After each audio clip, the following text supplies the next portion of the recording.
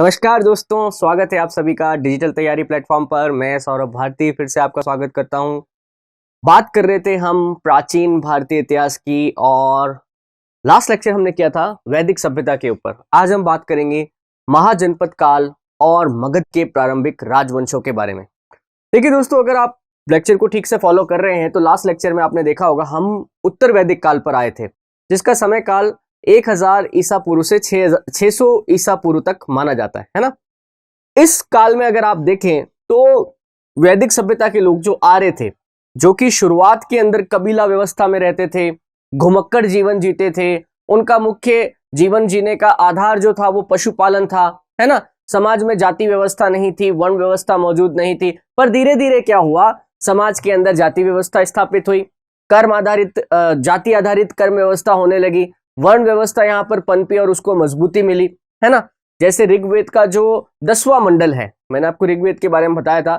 ऋग्वेद के 10वें मंडल के अंदर बकायदा 4 वर्णों की उत्पत्ति का सिद्धांत दिया गया है। ध्यान रखिएगा, ऋग्वेद के 10वें मंडल में 4 वर्णों की उत्पत्ति का सिद्धांत दिया गया है, जिसमें कहा गया है कि ब्रह्मा के मुख से ब्राह्मण, भुजाओं से क्षत्रिय, जंघाओं से वैश्य और पांव के तलुओं से शूद्रों की उत्पत्ति हुई है। और समाज के अंदर जिस प्रकार शरीर के इन हिस्सों का क्रम होता है, उसी प्रकार से इन 4 वर्णों की जो स्थिति है वो भी डिस्क्राइब कर दी गई। बात समझ रहे हैं। धीरे धीरे क्या हुआ कि अब लोग जब उत्तर वैदिक काल में आते हैं तो कृषि करने लगते हैं। नदियों के किनारों पर जो उपजाऊ मैदान है उनको साफ करके ये लोग खेतीबाड़ी करना शुरू कर देते हैं, तो उनका स्थायी निवास हो जाता है। धीरे धीरे इनके जो जन थे, जो इनके कम्युनिटी थी जन, वो बढ़कर हो जाते हैं जनपद, और जनपदों से बन जाते हैं महाजनपद। बात समझ रहे हैं। महाजनपद का मतलब है बड़े बड़े शहर।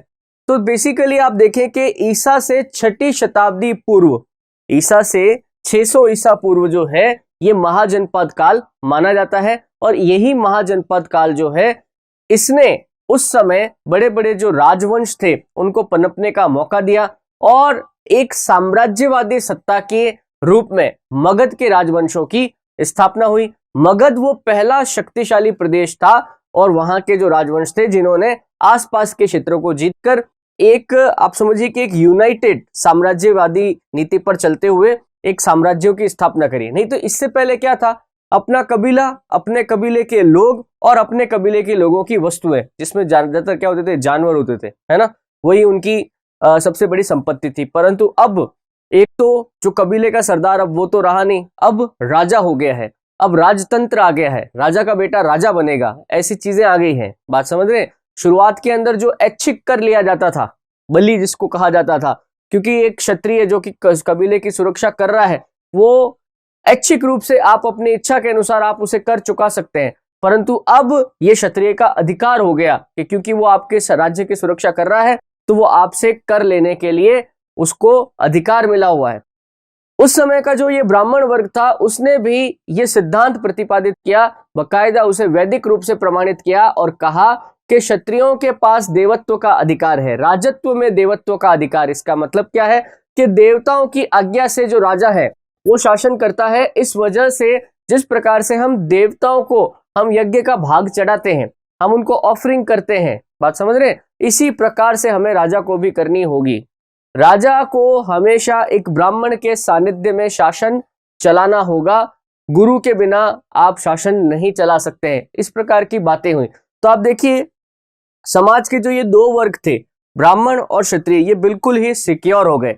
जबकि समाज की जो श्रमजीवी जातियां थी, वैश्य हुए या शूद्र हुए, समाज में अधिकांश काम यही लोग क्या करते थे, जो मेहनत का काम था। आगे चलकर देखिए, यही जो चीज थी समाज के अंदर, जो ये एक बंटवारा हो रहा था कि सारा प्रिविलेज जो है वो ब्राह्मण और क्षत्रिय वर्ग को मिला, जबकि निचले वर्ग जो थे वो काम धंधे से लगे हुए थे पर उनको वो प्रिविलेज नहीं मिलता था। उनके द्वारा किए गए उत्पादन का अधिकांश उपभोग ये ऊपर के जो दो वर्ग हैं ये लोग किया करते थे। तो ऐसी स्थिति के अंदर एक नए धर्म, एक नई विचारधारा की या सनातन धर्म के अंदर ये क्रांति की आवश्यकता हुई, जो क्रांति महात्मा गौतम बुद्ध द्वारा और महावीर स्वामी द्वारा लाई गई। आगे चलकर इनके जो विचार दिए गए, उनके विचारों को मानने से ही 2 नए धर्म भारत में खड़े हो गए, जैन और बौद्ध धर्म। तो उनकी भी हम चर्चा करेंगे। आइए फिलहाल हम बात करते हैं इस महाजनपद काल की।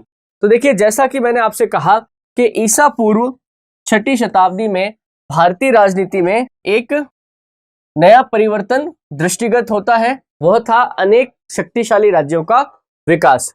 अधिशेष उत्पादन यानी कि जरूरत से ज्यादा उत्पादन, नियमित कर व्यवस्था, लगातार कर व्यवस्था ने राज्य संस्था को मजबूत बनाने में योगदान दिया। सामरिक रूप से शक्तिशाली तत्वों को इस अधिशेष एवं लौह तकनीक पर आधारित उच्च श्रेणी के हथियारों से जनपद एवं साम्राज्य बनने में काफी योगदान दिया। 16 महाजनपद जो है बुद्ध के समय, जो गौतम बुद्ध का जो काल है, उस समय 16 महाजनपदों का उल्लेख मिलता है। देखो, ये उल्लेख जो है, इसके 2 प्रमाणित ग्रंथ है। एक तो है बौद्ध ग्रंथ अंगुत्तर निकाय। बौद्ध ग्रंथ अंगुत्तर निकाय जो है, उसमें 16 महाजनपदों का उल्लेख है और ये सबसे प्रमाणिक माना जाता है। इसके अलावा जैन धर्म ग्रंथ है भगवती सूत्र। कौन सा है? भगवती सूत्र। ये भी 16 महाजनपदों का उल्लेख करता है। हालांकि 2 से 3 जो जनपद हैं उनके नाम इन दोनों में अलग है, परंतु सबसे प्रमाणिक जो माना जाता है वो अंगुत्तर निकाय माना जाता है। तो आप देखिए कि ईसा से पूर्व 6ठी शताब्दी में, जिस समय गौतम बुद्ध भी जी रहे थे, गौतम बुद्ध उस समय जीवित थे, उस समय 16 महाजनपदों का उल्लेख आता है। अर्थात भारत में अलग अलग स्थानों पर 16 बड़े, आप समझ सकते हैं, नगर जो है वो खड़े हो गए थे, जहां पर या तो राजतंत्र था या गणतंत्र था। आप समझिए कि गणतंत्र की व्यवस्था आज पश्चिम के अंदर बहुत बाद में आई, जबकि भारत के अंदर जो ये व्यवस्था है, ये आप समझिए ईसा से 600 साल पहले ही शुरू हो चुकी थी। गणतंत्र समझते हैं ना आप, जब जनता के द्वारा जो है वो लोग राजा को चुना जाता है। फिर आप देखें, एक ये छोटा सा चित्र है जिससे आप शायद समझ पाए। देखिए, भारत का ये जो पूरा मैदानी प्रदेश है ना, तो यहाँ पर आपको नदियां ही नदियां मिलेंगी। खास करके उत्तर प्रदेश, बिहार, हरियाणा, पंजाब वाले जो ये क्षेत्र है, यहाँ पर आपको खूब नदियां मिलेंगी, है ना। कुछ बड़ी नदियां हैं जैसे गंगा, यमुना, और कुछ इनकी सहायक नदियां हैं। तो मनुष्यों के रहने के लिए पानी की बड़ी जरूरत है। वायु तो वैसे भी अवेलेबल हो जाएगी कहीं भी, तो पानी और साथ ही साथ खेतीबाड़ी करने के लिए जो उपजाऊ मैदान है, तो आज भी देखिए उत्तर प्रदेश और बिहार के जो दोआब के क्षेत्र है वो बड़े उपजाऊ हैं। तो उस समय भी लोगों को यहाँ पे बसना ठीक लगा। साथ ही साथ आर्यों का जो मूल निवास पहले ये सप्त सैंधव प्रदेश था, फिर उत्तर वैदिक काल में वो धीरे धीरे आगे बढ़ते हुए उत्तर प्रदेश और बिहार के राज्यों तक पहुंच गए थे। अब यहाँ पर इन्होंने अपना स्थायी निवास बनाना शुरू किया। तो देखिए, कुछ महाजनपद और उनकी राजधानियां यहाँ लिखी गई हैं। 16 महाजनपद, ये अंगुत्तर निकाय जो अपना अभी मैंने आपको बताया था बौद्ध धर्म का जो ग्रंथ है उसके अनुसार है। 16 महाजनपदों में आप देखिए अंग, गंधार, कंबोज, अश्मक, वत्स, अवंती, शूरसेन, चेदी, मल, कुरु, पांचाल, मत्स्य, वज्जी, काशी, कौशल और मगध। ठीक है, अब आप अगर इसमें देखें तो याद करने वाले जो जगह हैं, सबसे पहली मगध। मगध का साम्राज्य आप समझ लीजिए, वर्तमान बिहार जो है ये मगध साम्राज्य था।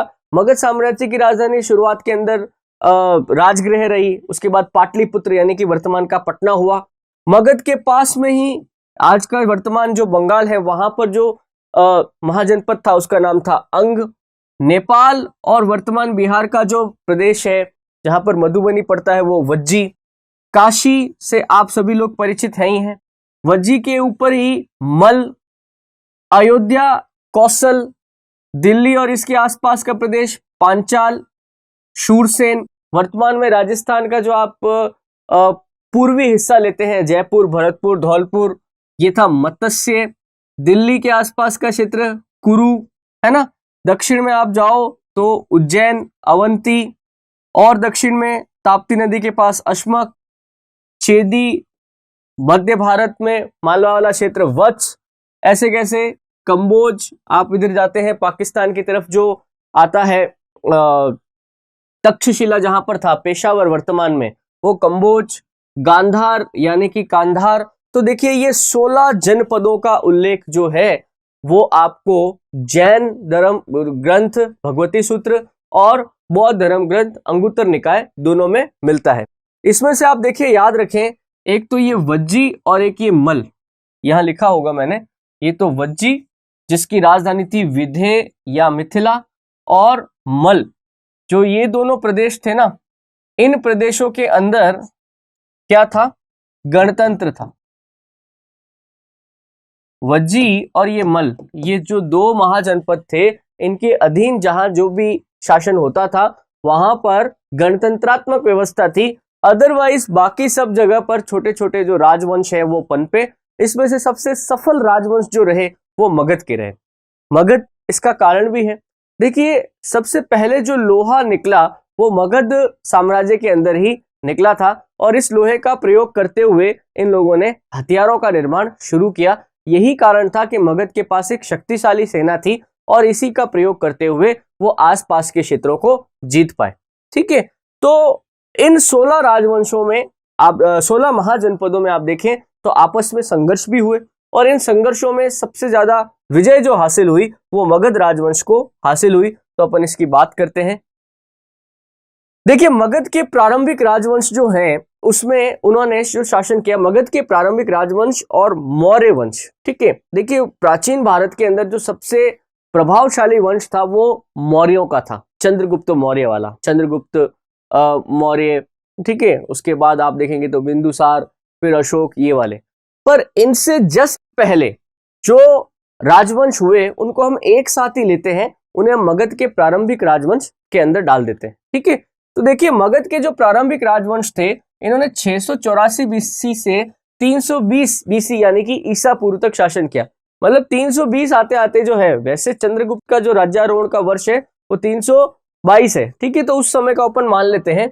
मगध साम्राज्य का दो महान काव्य रामायण और महाभारत में भी उल्लेख किया गया है। मगध साम्राज्य पर 544 से 322 बीसी तक शासन करने वाले तीन बड़े राजवंश थे। देखिए, मगध के ऊपर वैसे तो कई सारे छोटे छोटे बने, पर तीन राजवंश जो हैं वो बड़े महत्वपूर्ण हैं, जिसमें पहला आप पढ़ेंगे हर्यक वंश, दूसरा आप पढ़ेंगे शिशुनाग वंश, और तीसरा आप पढ़ेंगे नंद वंश। देखो, इन पे से कोई बढ़िया सवाल तो नहीं बनता, कुछ सवाल बनते हैं हर्यक वंश वगैरह पे, परंतु ये आपको एक क्रोनोलॉजी पता होनी चाहिए कि भाई जैसे हो सकता है मैं आपको सीधा मौर्य भी पढ़ा सकता था, परंतु आपको क्रोनोलॉजी समझ नहीं आएगी कि अचानक से मौर्य कहां से आ गए। तो आप समझिए कि सबसे पहले मगध में कौन सा राजवंश जो शक्तिशाली रूप से स्थापित होता है वो था हर्यक राजवंश, जो 544 ईसा पूर्व से लगभग 412 ईसा पूर्व तक शासन करता है। दूसरा राजवंश आता है जो हर्यक वंश का नाश करके आता है, शिशुनाग वंश, जो 412 ईसा पूर्व से 344 ईसा पूर्व तक रहता है। और शिशुनाग वंश का अंत करता है नंद राजवंश, है ना, महापद्म नंद, जो 344 ईसा पूर्व से 322 ईसा पूर्व तक शासन करता है। बात समझ रहे? तो ये मगध के तीन प्रारंभिक राजवंश थे। बाद में इस नंद राजवंश का अंत करके ही चंद्रगुप्त मौर्य जो है वो सत्ता को संभालता है। तो बारी बारी से अपन बात करें सबसे पहले हर्यक राजवंश की। देखिए, इस राजवंश का जो सबसे प्रतापी शासक और इस वंश का आप संस्थापक भी कह सकते हैं वो था बिंबिसार। देखो शब्द पे ध्यान दो, अगर ये छोटा दिख रहा है आपको तो बिंबिसार, बिंबिसार अलग है और बिंदुसार अलग है। ठीक है, देखो ये बिंदुसार जो है ये तो चंद्रगुप्त मौर्य का पुत्र था, चंद्रगुप्त मौर्य का पुत्र, या फिर जो सम्राट अशोक है उसका पिता था बिंदुसार। हम क्या कह रहे हैं? बिंबिसार। ये मगध का पहला, आप समझिए कि सबसे मजबूत राजा था, जिसका शासन 546 ईसा पूर्व से 494 ईसा पूर्व तक लगभग 492 ईसा पूर्व लगभग 52 साल तक चला। ये मगध का सबसे प्रतापी शासक था। इसने क्या किया, आसपास के जो बड़े महाजनपद थे वहां पर वैवाहिक संबंध स्थापित करके अपनी शक्ति को मजबूत किया। इसने क्या किया कि कौशल जो है पास में था, कौशल राजवंश जो अपना महाजनपद अयोध्या के पास वाला, वहां की कौशल देवी से विवाह किया। दहेज में कौशल वालों ने इसे काशी वाला प्रांत दे दिया। इसने वैशाली की लिच्छवी परिवार की राजकुमारी, जो कि एक बहुत ही मजबूत राजवंश था, उसकी राजकुमारी चेलाना से इसने विवाह किया। इससे क्या हुआ, उत्तरी सीमा मगध की सुरक्षित हो गई। अब लिच्छवी जो है, क्योंकि इसके रिश्तेदार बन गए थे, इस वजह से अब वो जो है यहां पर हमला नहीं करते थे। इसने एक और विवाह मध्य पंजाब के मद्रा के शाही परिवार की खेमा से किया। देखिए ये खेमा, या इसका और नाम मिलता है शेमा, क्षत्रिय वाला श, है ना। ये बिंबिसार और ये क्षेमा, ये दोनों ही जो है गौतम बुद्ध के चेले थे। बात समझ रहे? बिंबिसार जो है गौतम बुद्ध का बहुत बड़ा अनुयायी था, साथ ही साथ इनकी ये पत्नी क्षेमा भी जो है वो गौतम बुद्ध की अनुयायी था। इसने अंग के ब्रह्मदत्त को पराजित कर कर उसके भी साम्राज्य को अपने राज्य में मिला लिया।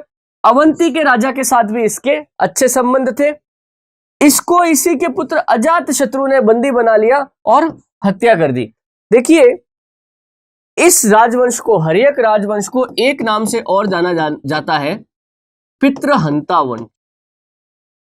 कभी आपसे पूछ ले कि प्राचीन भारतीय इतिहास में पितृहंता वंश के नाम से कौन जाना जाता है, तो आप कहेंगे हर्यक राजवंश। बेसिकली क्या है, इस राजवंश के जो भी राजा हुए ना, वो अपने पिता की हत्या करके शासक बने। जैसे पहला अपन को मिलता है बिंबिसार, ये इसको 492 कर लेना, 4 लिखा हुआ है ना।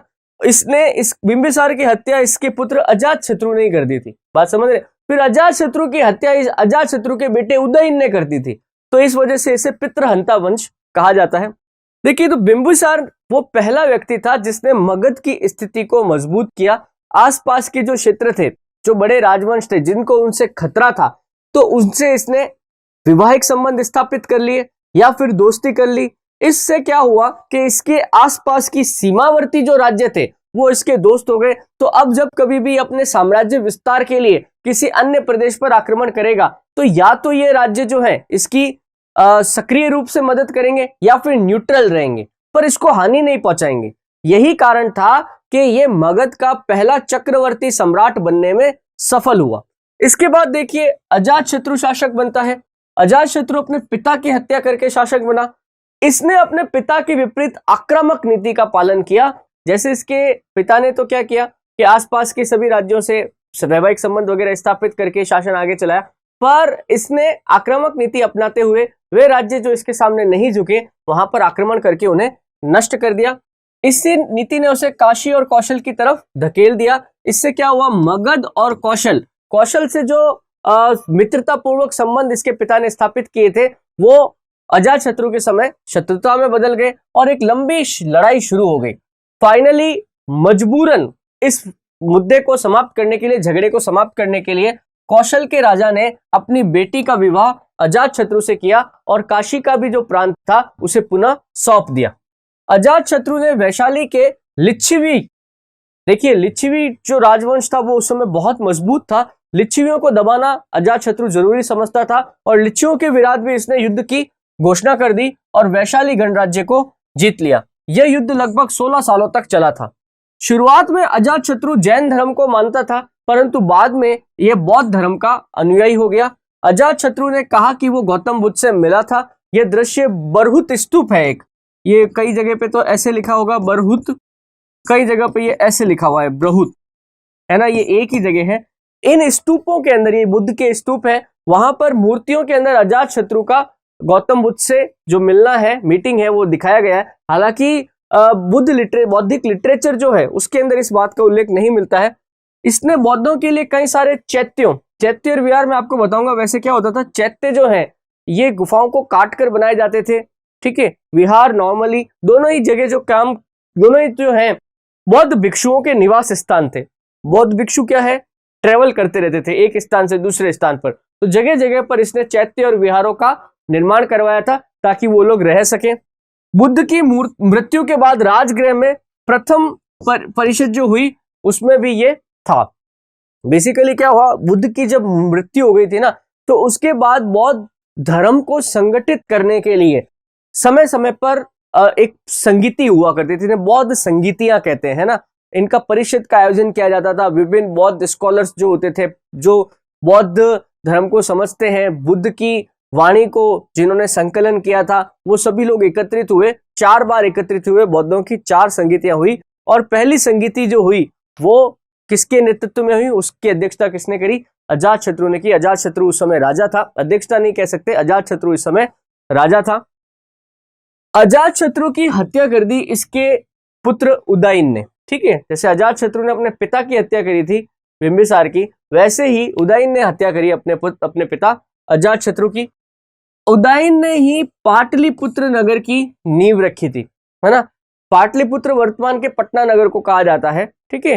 पाटलिपुत्र मगध की राजधानी फिर आगे चल के रहा। शुरुआत में देखिए मगध की राजधानी क्या थी, राजगृह थी, परंतु राजगृह से पाटलिपुत्र राजधानी लाने वाला व्यक्ति कौन था, उदयन। तो याद रखिएगा पाटलिपुत्र का संस्थापक कौन है, उदयन।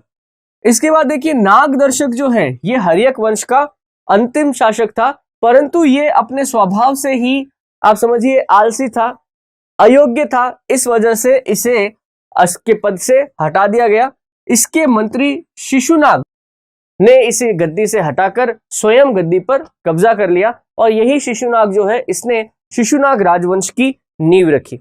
तो अगला राजवंश जो है वो शिशुनाग राजवंश है। इसने अवंती के राज्य को जीता और मगध के साम्राज्य को और विस्तारित किया। शिशुनाग का उत्तराधिकारी कालाशोक बना। ये कालाशोक जो है इसके समय में दूसरी बौद्ध संगीति का आयोजन किया गया। पहली बौद्ध संगीति अजातशत्रु, दूसरी बौद्ध संगीति कालाशोक। बात समझ रहे? शिशुनाग राजवंश का अंत किया एक और दूसरे राजवंश जिसे आप नंद राजवंश के नाम से जानते हैं।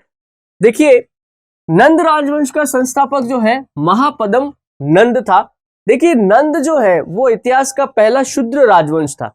बाकी इससे पहले के भी जो ये राजवंश अभी हम बात कर रहे थे, चाहे हर्यक किया चाहे हमने शिशुनाग किया, दोनों ही क्षत्रिय थे, परंतु ये पहला राजवंश था नंद राजवंश जो शूद्र राजवंश था।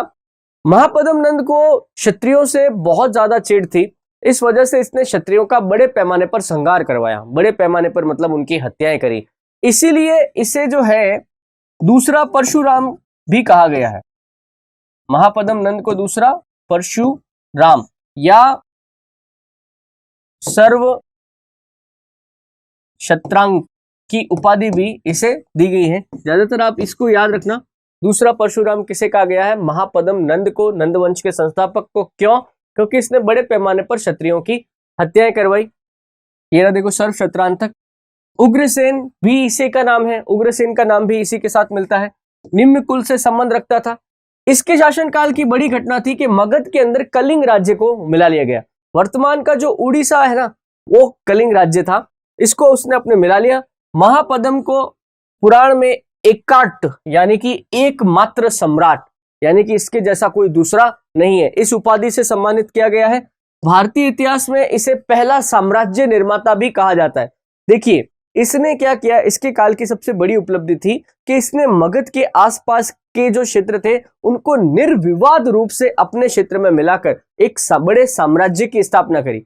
इससे पहले क्या हो रहा था कि जो प्रदेश थे या तो वो वैवाहिक रूप से अपने में मिलाए जा रहे थे, है ना, संबंध स्थापित करके। अजातशत्रु ने जरूर आक्रमण करके उन प्रदेशों को जीता, परंतु फिर बाद में वापस से उसे भी वैवाहिक संबंध स्थापित करने पड़े।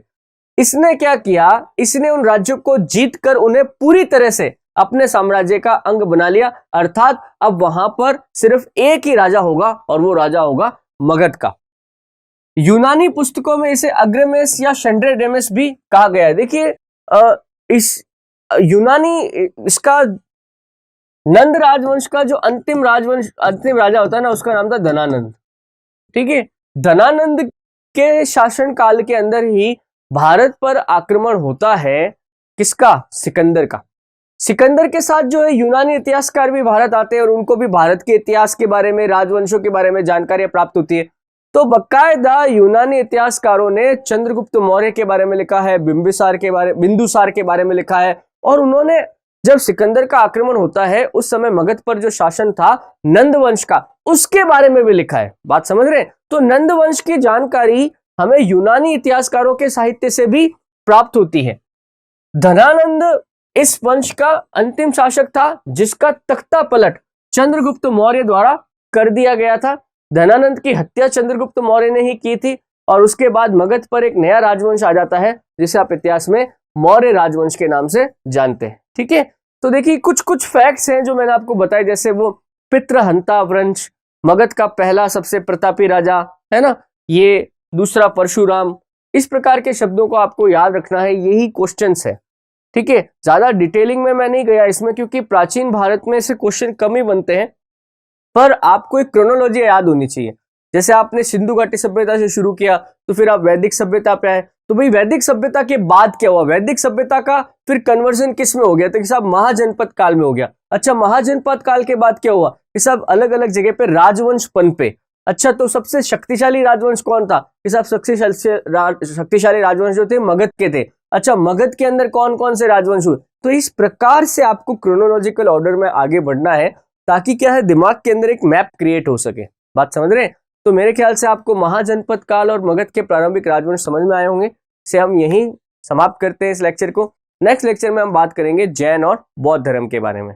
Thank you. Please like, share, subscribe digital तैयारी।